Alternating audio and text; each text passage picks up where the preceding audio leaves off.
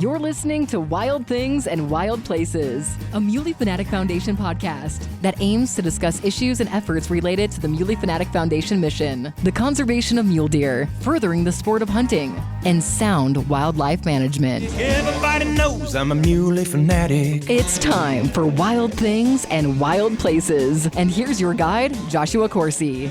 And welcome to another episode of Wild Things and Wild Places. And got two great guests today, great friends of mine, my families, people I absolutely adore and admire, and I'm glad to be able to have this conversation and share with you. Rowdy and Lindsey Anderson, welcome. Thanks for having us. Thanks. No, I'm very excited to be able. We've been talking about this for a little bit, Rowdy. I thought this would be a really cool episode to talk about in light of an effort that's very clear from our few episodes that we have published so far is the heritage of hunting, and hunting as a culture is something that should be cherished, should be valued, and really with a great sense of reverence, the responsibility of continuing that. And in my mind, you as a family, and I believe that's where it starts. It isn't this everybody. It's when you talk about how do you move this forward, it takes the masses, but it starts individually. And that starts at a home level in my mind. And in your home, hunting is a way of life. It's what you make it. It is. You guys have been married 19 years, 3 children. Basin, the oldest, 13. Delaney is 9, and Creed is 6. Yep. It's a young family, but hunting it's what you do. It's how we plan our year. It's everything we do. Even before kids, we always were out in the field. We were always doing something, and we prolonged having kids because we were too caught up in having our own adventures, I think. Yeah, Rowdy, what are your thoughts with that? Was the timing right? Did you prolong it long enough? Yeah, we prolonged it plenty long. We're old now. And now we're old parents. And now you're old parents. Geriatric parents. But you have more patience. That's the answer, right? Yeah, lots more patience. And I think it's changed the way we have hunted. So ever since all of the kids were young, they were always part of our hunting experience. And they were in the hunting blind at as young as 2 months. The other 2 were 4 months old. And then it was a matter of, I was in an antelope blind for 6 hours with a 4-year-old. And I was really proud of that. It always was a little bit of a challenge, but they've always been a part of it. And it changed the way we hunted. It changed, I think, our approach. It certainly hasn't slowed it down. No. And they've learned a lot through the time. It was a matter of being in the blind and handing dum-dums every time an antelope came in and whether I'd shoot it. It was fun. Yeah, it's way fun. And now Basin, he's 13. He's a hand, man. Yeah, he knows what's going on. He just jumps in, and it's like having another adult with us. You both brought that together in your own union. You were both hunters prior to. What have you learned from each other hunting together? Because you guys hunt together, husband and wife, not just as a family, but you still find time to pursue your own adventures. Patience. Okay, Lindsey, I'm going to leave that. Yeah, marriage, healthy conversations. I think it's your marriage and what you make of it. And a lot of folks do different things together, whether it's they have their own small business or they do certain things together. And that's what we've done is you learn a lot about a person and how patient you can be or can't be. And it's fun. It's really fun. It's not completely roses all the time, but It's not the hunting channel. No. That's true. The pack out? We're good on the back out. You're good on that? We're good. Lindsey, she always makes sure that she has the smallest backpack, but she'll pack the bows or a rifle, and you pack the meat. You pack them. There are boy jobs and there are girl jobs. That's right. That is correct. I think breaking down the animals we're really good at. I think we're really good at that. The packing out. He has a high tolerance and an extraordinary endurance, which surpasses any other male or female hunting partner that goes with us. So I don't think it's fair for me to compare myself to him. I just take the bows. There you go. It works, right? Right. You've But got it now. She always has snacks. She's got the snacks. Yeah, that's the motivation. Right. Got to have fuel. Endurance comes at a cost of fuel, so you got to replenish. Yeah, we hunted for a long time, and she'd go with me and be like, "You don't bring no food. You don't have any snacks." So she nipped that right in the butt. She took care of that right away. In regards to the activity, recreationally, a way of life, but it's an important component for your dietary consumption at the home. It's a staple. Is that fair? Absolutely. Our kids, when they're at school and someone asks what's their favorite food, they say elk steak, Elk steak. cooked medium. Really? They got it down. And I think it goes to show what our plan is for the year and how much we get in the freezer, because it is so vital in terms of feeding our family. Has there been years where you just haven't been able to get it done? Oh, yeah, we've always had years out there, especially early on. We were always trophy hunters. We were always looking for big stuff, and there were just years that we ate our tags. But now, fair to say that we always try and get a few things to put in the freezer. That's an important deal. Most of the time, it's elk. What kind of value do you put on the importance of being able to showcase? It's become a way of life as you're bringing these children into young adulthood as future members of society, but they're very well aware of where their food source comes from. There's a lot of people, it seems, that they don't. When you think about the bigger picture of the population, there are way many more people that just go to the grocery store to get their protein source of meat than ever know how to get it from the field to the table. I think we do that in a lot of different ways, and it's really important for our kids to be part of knowing where it comes from and the value of, and making sure that they have an appreciation for being successful and they're humble about the experiences that they have in the field, and then making sure that they can enjoy the fruits of those labor. And we also do that with a large garden too that they're intricately involved in. And I would assume, I think it's more than obvious, the benefits of that effort of organic, whether you're providing your vegetables, your meat from the field. Don't you just think it's better for you? Way better. And our kids they're so proud to sit down and eat something that either we've harvested together as a family or they've grew in the garden. It's a big deal. It is a big deal, and they want to know which animal it is, and then they recall the memories associated with the animal and the hunt itself and being involved, and, oh, it was really cold that time, or, oh, remember we had to make a big hike to get that antelope, and they enjoy it. On that note, Lindsey, it's probably no different than adults. You get to a point where you have so many great hunting memories, but there's still always those ones that just, depending on whether it was the challenges or maybe it was the weather, but there are those hunts that just stand out on their own above the rest. I would agree with that. And Yeah. some of those are the most challenging as a husband and wife. Okay, so let's hear the story. Because there's you both probably have one in mind, and I would assume there's a good chance it might even be different. So I'll start with a positive one. Oh, so that put it on you, right? So once we were elk hunting together, and archery elk, and it was a lot of fun. And it was Just you and Rowdy. Yes. Okay, no kids. Nope, they were at my mom's, which doesn't happen very often. A lot of the times we just figure it out. But this was an opportunity for us just to go together. And it was pretty amazing. One of us shot our elk. You shot first. Which hunt are you talking about? At mom's with our double. Oh, I shot first. Okay, so Rowdy gets his elk and shoots, and we watch it go down. And then we see more elk come over the ridge. And so we keep calling. And we keep calling, and obviously archery elk, so it's quiet. They have no idea what happened. And then all of a sudden, my bull comes in, and I get my elk. So we got a double archery elk, and it was amazing. And I wanted to throw my bow. That was the first. I wanted to throw my bow a lot, but I never did throw my bow. Yeah, it was awesome. How often do you get to double up on two big 6-point bull elk? How incredible was that? Yeah, it was. And Basin was with us. The two little kids are back at the house, and Basin was with us helping call. How cool is that? Way. And then the work began. And then it was warm. And What kind of duration of time between the first harvest and the second kill? Not even an hour. 40 minutes. Yep. Really? And it was pretty amazing because his elk actually died in a creek. And so it was warm. And so we ended up taking care of my elk first. And then when we went to go get his was all the way submerged in a creek with the head sticking out. Cold water. It was. That was good. It was perfect. And so it was fairly easy to pull it out, but the meat was perfect and it hadn't got warm or anything. 2 elk in the freezer. That's a good fall. Yeah. Yeah. And we enjoy it. We do. That was definitely, Lindsey, a positive story. That's a great experience that you'll carry forever.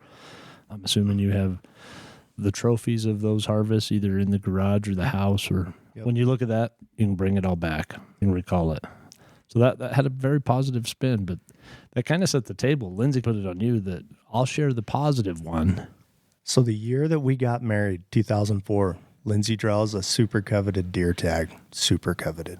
People still have been waiting their whole life to draw. I've never drawn it. You've never drawn it. And we embark on this journey. In fact, we were on our honeymoon after our wedding, and we decided we were going to come back. We were going to go to Yellowstone Park for a couple of days. And we got in Yellowstone Park for about 40 minutes, and we got in there, and we're like, we should just go home and go look for deer. That would be a lot cooler. That'd be better. Yeah, we're not having fun. Yeah. So we went home, and it went out, scouted. We had all kinds of deer picked out, and then we embark on this journey in October 15th. And Lindsey is the pickiest deer hunter I've ever hunted with. Ever.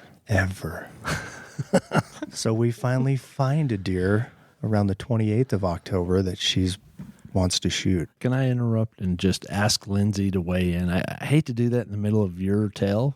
Explain, Lindsey. You're the pickiest deer hunter he's ever hunted with. And that's a huge statement. It's incredible. And I would echo by saying he is the pickiest antelope hunter that I have ever hunted with. Okay, so you compliment. And 13 days or however many of antelope hunting is equally as painful as 15 deer hunting. And it's not like they're relaxed. So what were you looking for? What was the perfect deer? The 30-point buck. You're looking for the 30 point. Of course you are. That's not picky. Everybody's looking for that. Right, and they're everywhere. Yeah, they're just behind every tree. But they're long days of hunting. You leave the house at 4 o'clock in the morning, and then we were out there every night until 9 or 10 o'clock at night. And so they're short nights, and it's intense. And it takes its toll eventually. It starts to wear a little bit, but you keep going. We do. And so we get on this great big buck. Beautiful, huge deer. Deep forks. What happened? Heavy Lindsey? mass.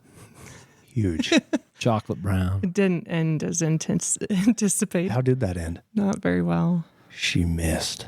Oh. Because he was running. Yeah. And what did Rowdy do?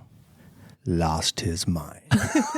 You did, huh? I did. You're like, tell me what you said. I did. No. Yeah. No. So we'd been married for 3 months, It was cute. and I just commenced to ripping her butt.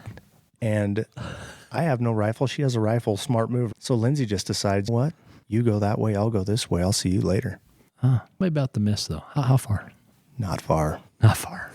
So that just adds salt to It the wound, does. huh? It does. Sorry, Lindsey. Was it buck fever? Was it just once you got it in the That is the scope? one I wanted. Yeah? Yes, that is. What about it was just right? No, it wasn't completely perfect, and it wasn't easy. And I don't care if you were experienced or not. It would have still been challenging. No, the deer itself. Oh, yeah. It was a nice one. Yeah. Definitely not on my wall still. Yeah. How far did you miss? Just shoot under it, over it? 150 yards. I don't even know where she hit. Like that bullet still. Yeah. So I just decided to go on my own hunting adventure. So you really did. You were like, Yeah. you go your way, I'll go on my way. Yeah, it was like marriage counseling right now. In the field. In the field. 101. Lindsey, We survived. Yeah, we made it through it. But Who made it back to the truck first? we actually met up and we actually walked back to the truck together and made up. He was panicked. You just said take a time out. I thought, man, what have I done? Yeah, he was upset. You learn from It that, was obviously. a big deer. It was a So just big deer. And I was 25 years old. I didn't control I had no self-control. So to put the cherry on everything, as if the actual hunt and the season. I know right where you're going. Yes, that's correct. Yeah. So the season wasn't challenging enough. It was very emotional. It was very hard. It was like soul searching. Like it really took it out of you. And it was very humbling, and to know that you walked away and put all that hard work into it, which happens all the time with hunting, and you walk away and you're not successful. We had some great experiences where we saw some amazing deer, and we had some great therapy sessions as well. So I did not fill my tag that season. And so came Christmas time, he had a genius idea of taking the tag and getting it professionally framed and giving it to me for Christmas. And how do you suppose that went? Tell us. Less than desirable. Yeah. That's when she opened it up and she started bawling. I thought, oh my God, what have I done? Yeah. Them are not tears of joy. Yeah. Where is it hanging in the house? It's hanging in my office. Yeah. It's taken me a while to get over it. Have you reached a point now where you can look back on it, though, and you can see the romance in the move? I don't feel there's any romance in it. No, and no. it's That's more way a about guy thinking. sweat and equity and all the hard work and such an emotionally draining experience. But maybe that was the irony of it, I Lindsay. do think so. It makes you a better person. I do think, like you said initially, some of those hunting trips that you remember sometimes are the most challenging. I think everybody has a story where they've missed. I was telling Rowdy yesterday when we were in the woods that my daughter had the best deer she's ever had the opportunity to harvest 100 yards from her right at tree line, and all ready, and click. No round in the chamber. Eyes huge, looked at me like, Dad, what's wrong? It happens. And it was too late. Deer was gone. But she'll never forget that. Right. You'll never forget this. Right. And you have a professionally framed documentation of such an occurrence. She does. And 5 years went by, and guess what? She drew the tag again. And you still have yet to draw it. And I've still yet to draw it. Okay, let me ask you on that, Lindsay. When you draw a tag like that is highly coveted, your husband, 44 years old, never have had it his entire life, many others, does it come with extra pressure to have that in an area like that where people... It seems that way to me. I had a 102 tag one time, hunted 13 days, ate the tag for the same reason. It was like there was this, just in your head, this idea. And I seen a lot of deer, but I wanted to go to the very end because I kept thinking that one is still out there. And I had no problem eating the tag, but it did feel, would you feel the same? Did it come with some pressure? Absolutely. So he always says, like, when it's in the moment, it's your choice, it's your deer, whether you shoot or not. And so he wants to say that I am the pickiest deer hunter, but it's probably because I've had more tags than him.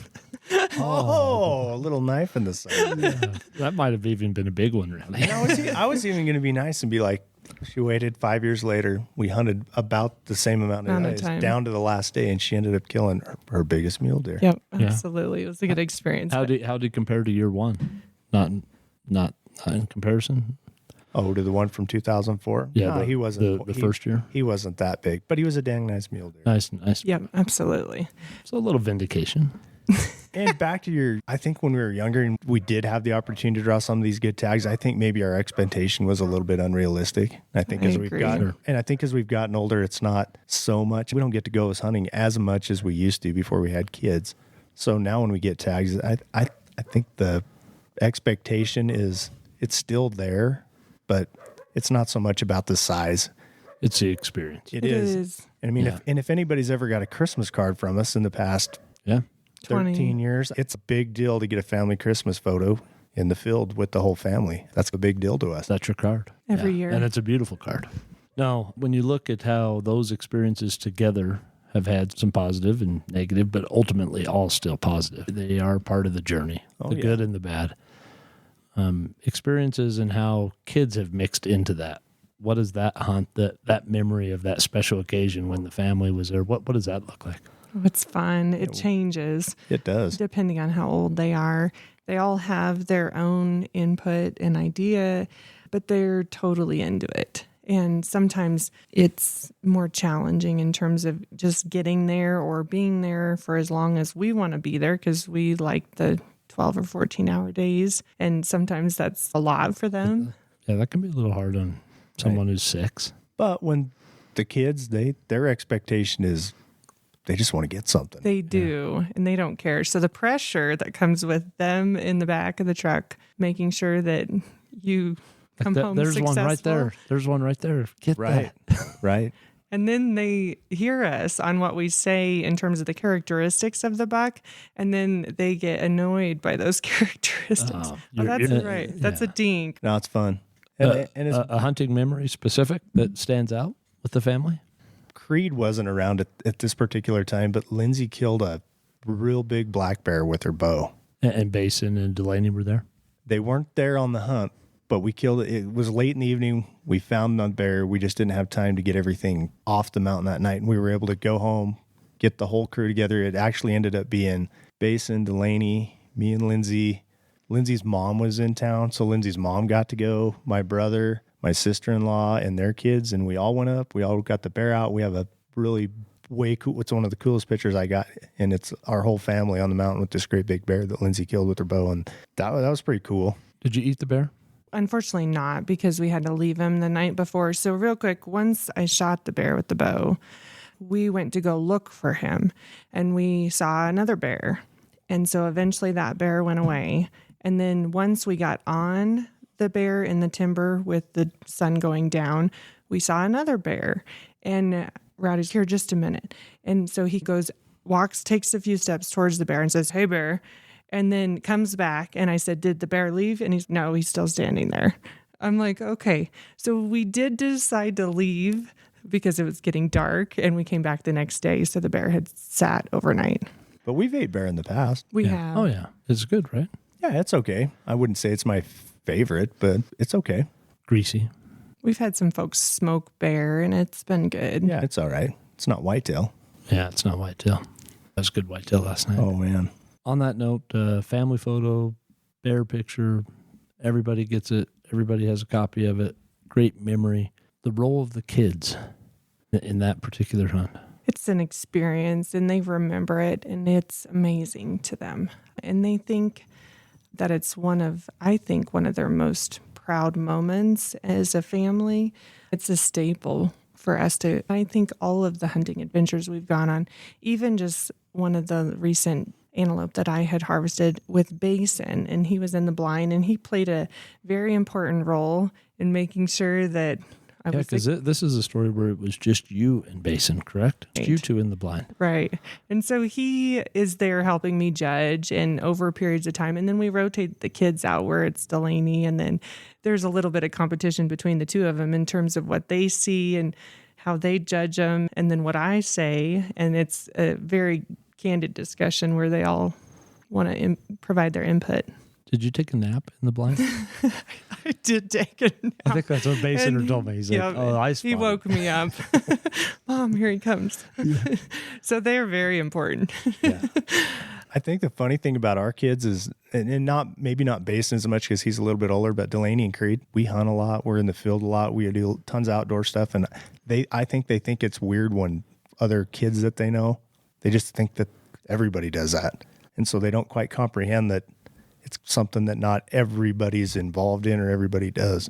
I would say, too, when I think about us hunting with our kids individually, even as I have grown as a hunter and the experiences that I've had, and you've always been there by my side and been there with me. And then now that we have this family and we have 3 kids, like that's not always feasible. And so sometimes I remember one time where Delaney was like 4 months old and Rowdy had to stay home with the kids and I had to go hunting that morning before work. You had to go. Just had to. I just had to go. I was stalking I had a deer picked out and I was trying to make a quick hunt before I went to work. I went hunting by myself, and it used to be that he was always there and he was always in my pocket telling me and guiding me. And then now, even though we hunt a lot together, now it's okay, you're on your own and you got to figure it out. Or you have a younger kid with you too, and now you help them. And so I think it's been a learning experience too. And did you have success that morning? I did. And is that then when you make the phone call? Is that the phone Please a friend? come help. Please come help. Only because of proximity. Not that I couldn't have handled it, but it was very convenient to make the phone call to come and help. I know you're in the middle of watching the kids and doing what you're doing, but I need you to come help. Right.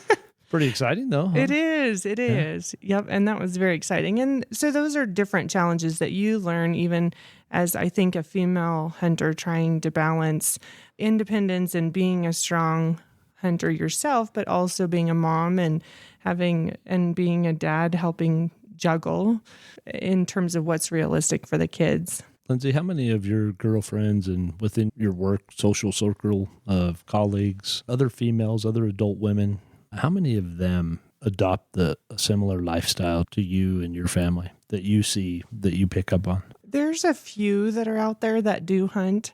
A lot of them like to go. And I think that's good. A lot of my girlfriends, even when we're first married and we married all these hunters, and they're like, do you hunt? I'm like, I'm not going to get left at home. And it's way easier to swallow a $2,500 binocular purchase if you're looking through the binoculars too, versus just sending your husband off. Played. Well, and that's legit. yeah. I'm so glad to hear you say that. Everybody out there listening, that is the strategy. It's been revealed. Lindsey Anderson has revealed the strategy to your next Swarovski purchase.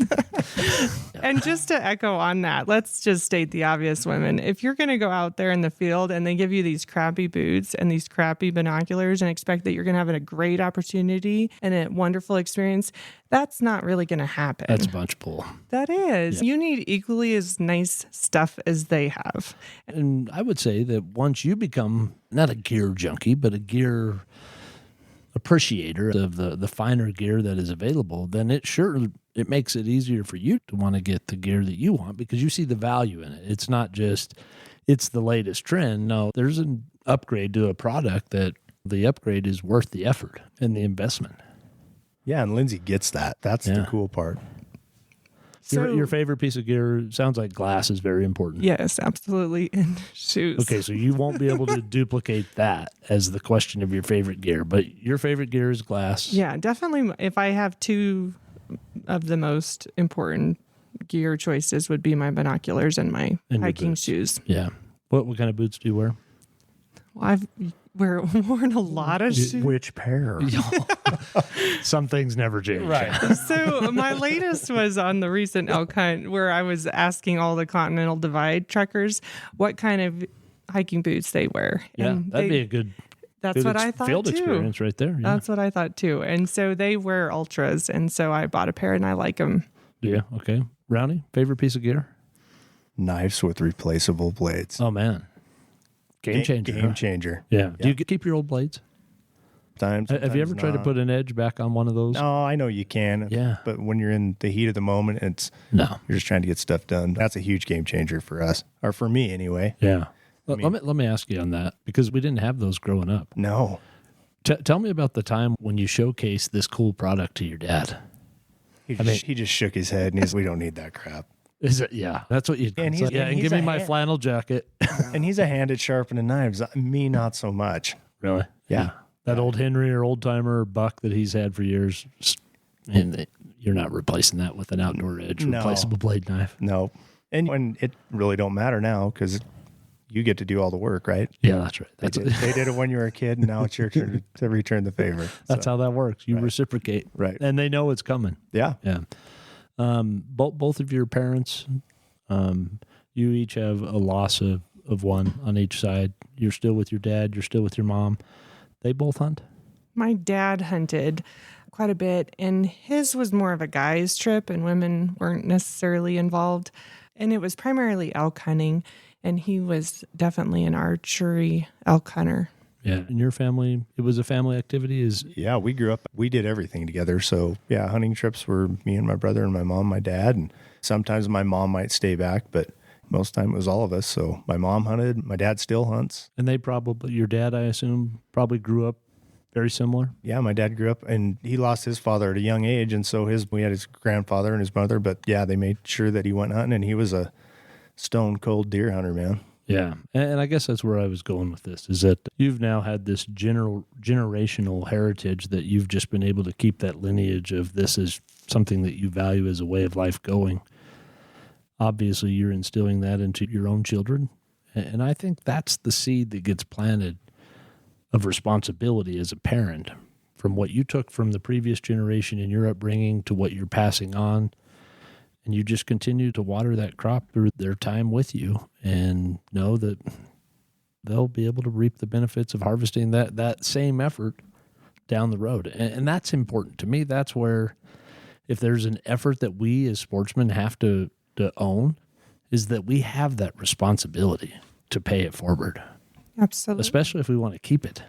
And it's not easy. It's not easy when they're young and you have unrealistic expectations of going out on this big adventure. I think you have to be flexible and willing to change. And willing to adapt and have the patience that you mentioned, so that at least they get the experience and they do enjoy the snacks. And so that makes a big part. But really, I think you need to think outside of the box when you do take them out on adventures and try and be patient. And it is, like I said, way more challenging when they're younger than when they get older. But when they get older, they know it like the back of their hand and they appreciate it and they are good contributors towards the adventure.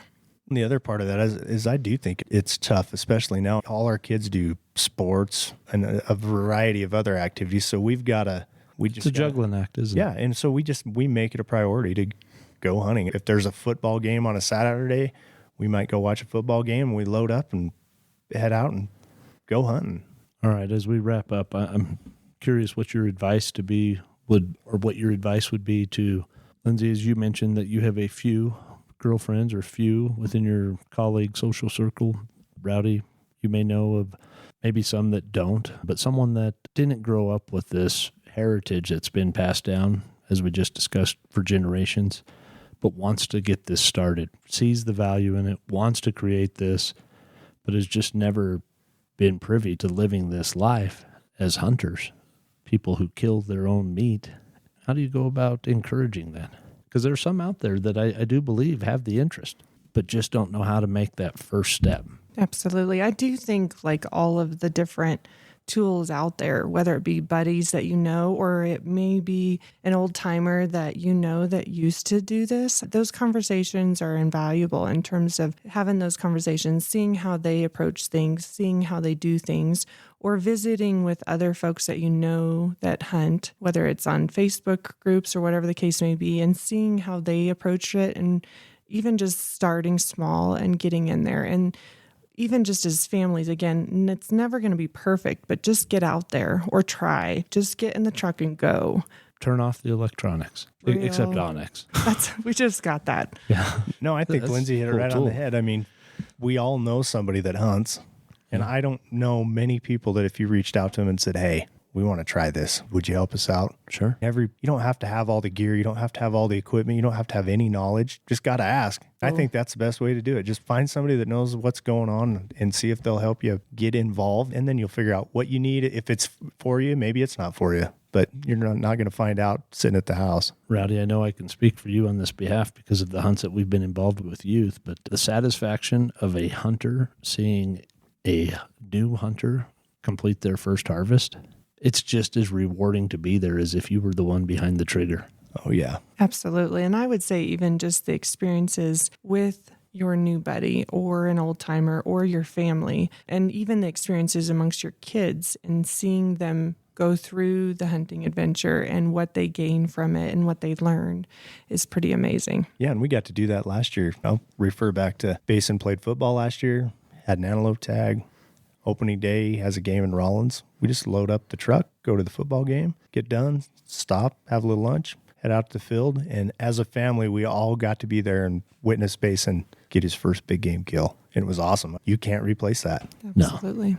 Yeah, that's cool. Yeah, you guys truly are, when I say ambassadors, I mean that in the greatest sense. You are ambassadors for a way of life that is of extreme value. I know you hold that responsibility as something that is very important to you. More than anything, I just want to offer my gratitude and thankfulness for the way you live your life and how you've integrated this as a family activity, because that, as hunter and gatherers, that's really what it's always been about. Absolutely. Yeah, and it's not going to change. Yeah, thank you very much. Thank you. you. You guys, anything you wanted to add? Lindsey, anything? No? No. No, if you have a spouse, go hunting with your spouse. It can be stressful. It can be a pain in the butt, but it's fun. It's free marriage counseling. Free. And if you're a female, don't stay at home. You will be much happier, whether you pull the trigger or not. It doesn't matter. Just being there with your spouse and what you gain from it and what you learn from each other is very amazing. And it's a great experience. And again, not always amazing. I'm amazing. I thought you said I was amazing. You are amazing. Legend in your own mind, right? It's not all positive, but it does draw you closer together. It does draw you closer together. And some of those are the memories where you really remember and you think, I got past that, or your love for each other grows deeper during those experiences. Said. All right. Hey, that's been another episode of Wild Things and Wild Places. Again, glad to have Rowdy and Lindsey Anderson join me to talk about the significance of hunting as just a way of life for them in their, as Lindsey said it best, it's really a part of their entire year and what they plan and plan around it because it is part of their life. I hope you've enjoyed it. If you like Wild Things and Wild Places, please hit the subscribe button and follow new episodes every Tuesday. Stay tuned for a very special campfire chat coming up next. Gathered around the campfire's flickering glow, stories ignited, bridging hearts and minds as the world outside faded and connection reigned supreme. Welcome to Campfire Chats. Sound of a campfire. Man, am I excited to have you as a guest today. I have Basin Anderson, 13-year-old from Riverton, Wyoming, joining me to talk about campfire chat and what that means. It's all about hunting. How cool is that? Oh, I love hunting. You do love hunting, huh? Yep. Way of life? Yeah. How many days of the year do you think about it? Pretty much every single day. Every day. Yeah. What is it about hunting that you love? I just like killing an animal, and when we prepare it, it's kind of cool to know that you gave your family this food that's on the table. What's your favorite animal to kill? I don't know. Elk during the rut, because I love all the bugling. That's cool. Weather's always good. Yeah. Or most of the time. Yeah. I like mule deer hunting too. You do? Yeah, I like glassing up mule deer. All right, so I got to set the stage. I got to tell folks that are tuned into this that you're 13. You just turned 13 in April. So last year was your first year to hunt big game as a resident of Wyoming. Yeah. And you had the trifecta. You harvested an elk, a mule deer, or was it a whitetail? It was a whitetail. Whitetail, and your pronghorn. All three. Like, seriously, let's talk about that. Yeah, it was awesome. Antelope first? Yeah, my antelope was first. That day that I killed my antelope, I had a football game that day. So that day I woke up early, like 5 o'clock, got on the bus for football, drove to football. You had an away game, right, in Rollins? Yeah, I was in Rollins. So we played our game. We went, and by the time we were done, it was like 12 o'clock. So we got lunch, and we went out to my hunting area, and we went to a spot where we saw a nice buck earlier in the year because my mom bow hunted. We were over there, and we go up this road, and we see this buck, and it's the buck that my mom wanted to kill when she was bow hunting. So we watch him go over a hill. So we park the truck, and we watch my parents, and my dad, he gets his spotting scope out, and they go, and they glass up this antelope again, but they find another one. He just wasn't as big. We were trying to make a plan, because we can't, it's too open where they are. We want to watch them lay down. We watch them, they go over another hill. So we're like, oh, this is perfect. They're going to go lay down, and we can sneak up and shoot this beautiful buck. We go back to the truck. I grab my gun. What are you shooting? I'm shooting a Hell's Canyon 6.5 Creedmoor. Yeah? This was a Christmas gift? Yeah, for my dad. And my mom, she's shooting her .257 Weatherby. So your mom, she hadn't filled her tag during archery, so she's now rifle hunting with you then? Yeah, we were planning on her killing this buck. We have to walk 2 miles to get over to this hill that this buck is at. So we get over there, and it's just you, mom, and dad? Or is Delaney and Creed your siblings? Are they with you too? My siblings are with me, and my mom and my dad, they go up, they walk up the hill, and my siblings, me and my siblings stay down, and we wait because my mom says she's going to shoot this buck. So we get up there, and my mom sees this buck, and she fires a shot. But she misses him. She missed? Yeah, she missed right over his back. Yeah, that happens. Yeah, everybody misses. I missed a lot this year. Yeah. After that, my parents call me up, and this is a kind of thing where this wasn't meant to be. My mom said this wasn't meant to be. So she was like, hey, Basin, you want to shoot this buck? And I say, yeah, because this was my first year hunting. Me and my dad, I get my bog pods, and... Where's your siblings at this point? Are they there with you? My siblings at this point, they walk up the hill, and they're standing with my mom, and my mom's looking in the spotting scope at this buck. Okay. Because he's in this crack, he's hiding, because he didn't know where that shot was from. Me and my dad, we sneak up. I get my bog pods out, and I'm like hunched over, and I have a good aim. I'm not shaking too much, but I just shoot, and I graze this buck's back. And you got to remember. He stands up. Yeah, he stands up. I shoot, it grazes his back. And then you got to remember, this is the first day of hunting season. So he was laying down when you shot, or was he already standing up? He was already standing. Okay. So you're just a little high. Yeah, so the rut hasn't even started, and this buck's running down this cut, and my dad just goes, yeah, and that buck stops in his tracks. Stopped him. Yeah, and I shot him, and I dropped him. Yeah? Yeah. How far away? 160 yards. Okay, at this point, you didn't know, I'm assuming, that you had grazed him. You just thought you were high. Yeah. We didn't even think he was that big. We thought he was like a 70-inch goat. But when we got up there... Nice goat. Yeah, he was a good goat. Yeah. When we got up there, he was like 78 inches by the time me and my dad scored him green. Yeah, and that's when you found out that you had grazed him? Yeah, we were skinning him out, and we thought we were going to cape him just because I wasn't going to shoulder mount him, but there was hunting with heroes going on at the time, some antelope season. We had some friends, and we caped him out, and we were skinning him out also, and you could see where the bullet grazed his back. There's like a burn on his hair. It was pretty cool. Well, that's cool. Opening day. Yep. Same day you had a football. Did you win the football game? No, we lost bad. You lost? You Yeah. lost bad, huh? Yeah. What position do you play? Quarterback, and I'm going for cornerback this year. Can play on the defensive side a little bit, huh? Yeah. That's fun. All right, so that's opening day. That's your first big game harvest. Yeah. Field dressed it in the field, go home, cut it up. It's food on the table for the family. Yeah, he was really That's good. a big responsibility. Yeah, and it just feels good to It does. have food on the table for your family. All right, so I got to ask, as the oldest child, you're the oldest, I'm an oldest child. Your siblings are there on your hunt, and you're closing the gap. You're lessening the distance between you and your target. And your siblings are there with you. Are they noisy? Creed is really noisy. Yeah. Delaney, Is it annoying? yes. Delaney, on Delaney, we work with her whispering because her whispering's like, hey guys, A loud whisper. like way loud whisper. And Creed's just loud. He messes around a lot. So Picks up sticks, kicks rocks. we try to keep him quiet. Yeah. Yeah. You've learned that, though, from your parents, Yeah. that being quiet in the field. Yeah. No, I think it's really cool that your entire family was there on your first antelope kill. Let's talk about your mule deer.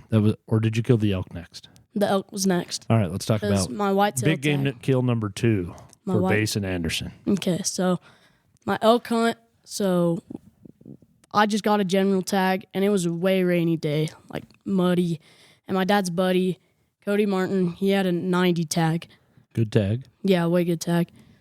So that's all we were going out for that night. We knew he had some elk on his ranch, so I got a general tag just in case. So that night, we're walking around, and we see a few nice bucks. None of them too big. You're hunting deer or you're hunting elk? We're hunting deer at this point Okay. for my dad's buddy. And we see some nice deer, just nothing big. So we just keep going up his road, and he has a lot of breaks. And we see my buck or my bull, and he was like right there. It was way cool. So we saw him, and we were driving up this road, and we saw him run across the road. And we're like, oh, this is perfect. It's a bull elk. Maybe I'll get a shot.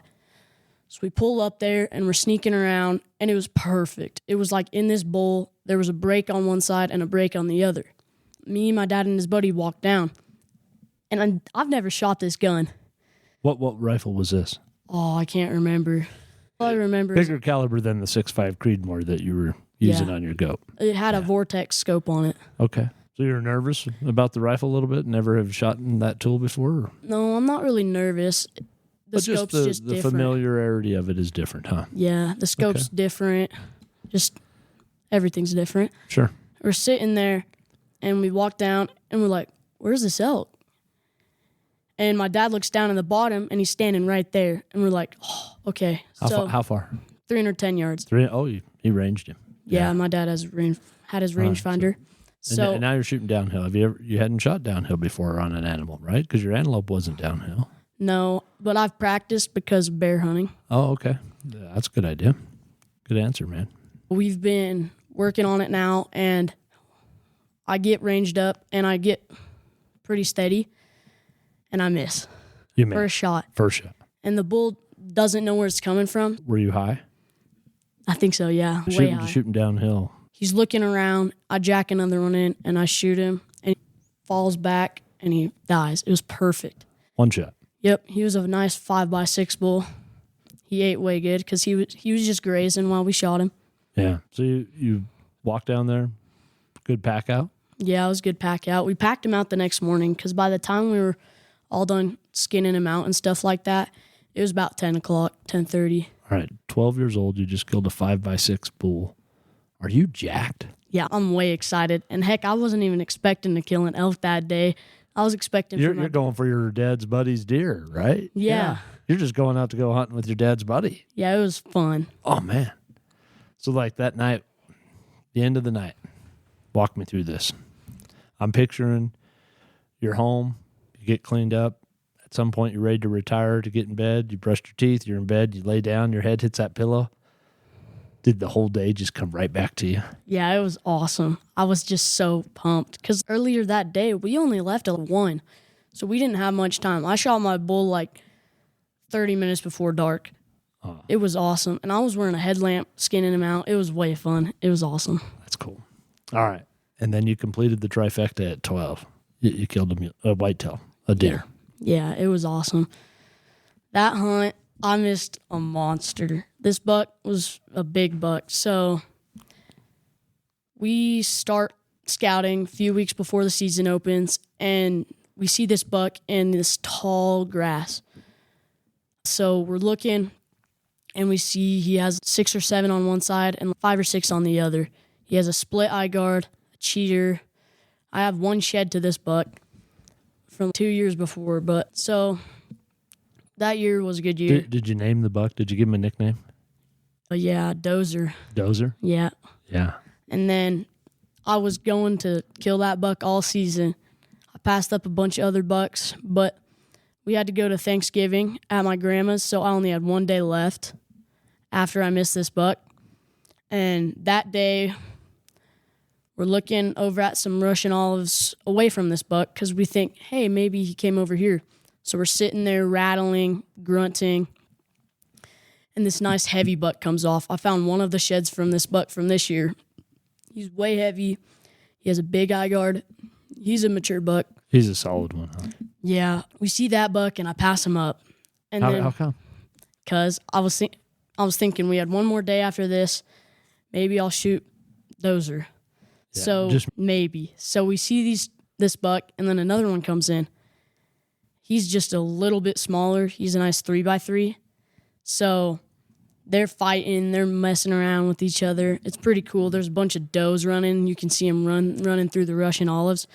It's way cool. And then we look to the left about 1,000 yards, and we see this buck coming out. So we come over there, and because we think it's Dozer over there. So we go over there, and sure enough, it's Dozer. It is. Yes, it's Dozer. He's chasing a bunch of does in this grass field. And at this point, you can only see him through the spotting scope? No, I mean, he's far away? by that time, he's about 300 yards off the side of the road. And there's this big berm about 100 yards off the side of the road. Between you and him? We get up on that berm, and we lose him. We're looking for him, and we can't find him. We look, and I see him running away to the river behind us. And it was like crazy because his horns looked even bigger when he was running away. It was crazy. Man. And we thought he was just laying down, so we were like, oh, so we're just going to sit on this buck, wait.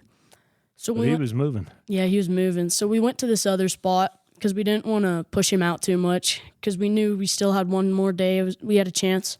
You knew the area he was leaving you from, where he was headed towards? Yeah. You'd been there before? Yeah, this whole area, it's pretty big. Okay. My dad has had a lot of success there, so has my mom. She killed a drop-tine mule deer there, a drop-tine whitetail there about a mile apart. Wow. And my dad's killed a few nice whitetails there. So you knew where this buck was going. You just recircled the wagons, made a new game plan? Yeah, we thought maybe he could go to these other Russian olives across the way. So we go over there, and we go in this, I don't know what way it was, but we were on the left side of this property that we're on now. Okay. So we're rattling, we're grunting, and here this buck comes in. He's a nice 4x4, mature, way mature. He has a cheater. And I'm going to shoot him. You're like, this is going to do it. But there's a willow in the way, right by my gun. I can't get the gun over, and we didn't get a shot at him. So we're all bummed out because we thought he was a nice buck, and I would have shot him that day. And we circle around, and we come back, and we see 2 does jump up to the right. And then to the left, my cousin Bo says, buck and doe. Then I'm just like, I get my bipod on the ground, and I get my gun, and I'm just aiming. And my dad's like, the buck's on the right. And it's Dozer? No, it's not Dozer. It's a nice 4x4. And I'm way excited at this point. And there's a bunch of branches, so I can't even see his horns. But I know it's the buck. And that kind of took the shakies away because I couldn't see his horns. Yeah, so you just focused center mass. Yeah, and I shot him, and I clipped the heart. He went about 5 feet and died. It was good. And that whitetail was way good eating. Oh, man. How far away was that shot? 55 yards. 55 yards. Yep. 6.5? Yeah, I shot him with the 6.5. Man. It was Same awesome. thing. You walk up to it. You've had an incredible fall at this point. Yeah, I hunted for a lot. Yeah. So how do you juggle that with your other activities? Obviously you play football. So In the summer you play baseball, scouting season. yeah, like during football is when elk season is. And this year my dad has an elk tag. So we'll try to balance it out. And there's deer season during football season. So during elk season, most of my games for football are on the weekends. So I try to, like on Memorial weekend, I'll get to go elk hunting. Okay. On Labor Day weekend coming up? Yeah, Labor Day weekend. Yeah. Usually I'll just try to go at least 1 or 2 times. Okay. And my mom, she's not the best at elk calling. So you got to pick up the slack? Yeah. If it's just me, my dad, and my mom, I'm usually the caller. Are you? Yeah, I'm getting better at my What do you use? What kind of call do you use? You can use coyote calls. I use mouth reads sometimes. Do you? Yeah, I'm getting better at them. Do you practice a lot? Yeah, my dad gets annoyed. Does he? Yeah. That's outside. It's like your sister wanting to play piano or your brother wanting to play the drums. That's outside activity, huh? Yeah. Yeah, and mule deer season, that's different. We have an old 92-year-old buddy named Neil, Yeah. and he's killed a lot of nice mule deer. 200-plus inch mule deer. He's killed. Super good guy. Yeah, he's old, but he still works.